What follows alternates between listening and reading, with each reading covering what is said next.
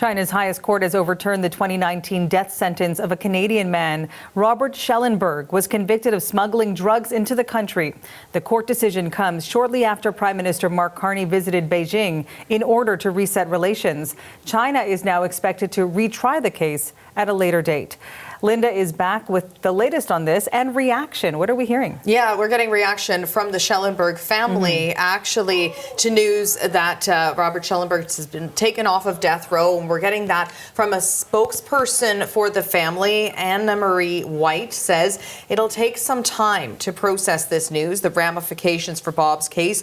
In the meantime, she says it's very encouraging and saying everyone hoping for continued good news with this retrial that he will now face. Now, Schellenberg had been found guilty in 2018 of being involved in an international drug trafficking ring, accused of conspiring to smuggle more than 200 kilos of meth from China to Australia. Initially sentenced at that time to 15 years in prison, then retried and sentenced to death in 2019. He appealed that death sentence a couple of years later, but lost that appeal. Then the High Court sent his case to the Chinese Supreme Court for review. They do that every time there are death sentences before they can be carried out.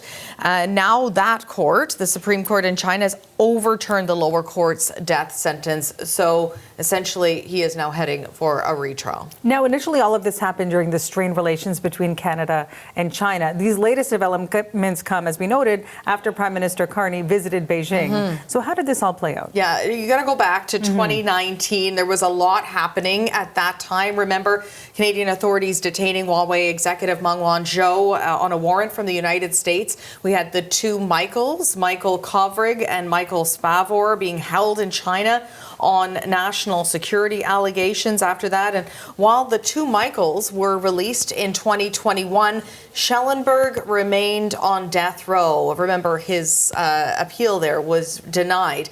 There were efforts, and have been very recent efforts, to kind of smooth things over with Beijing. We know Prime Minister Mark Carney recently traveled to China, and there was that trade deal that was struck to remove those trade barriers with China last month. We did hear from Global Affairs Canada in response to this, and all they're saying is that they're aware of the decision regarding Schellenberg's case, in a statement saying Canada has advocated for clemency in this case, as it does for all Canadians who are sentenced to the death penalty, not commenting on any kind of specifics as to how he managed to get this overturned. All right. Thanks so much for this, Linda. You're welcome.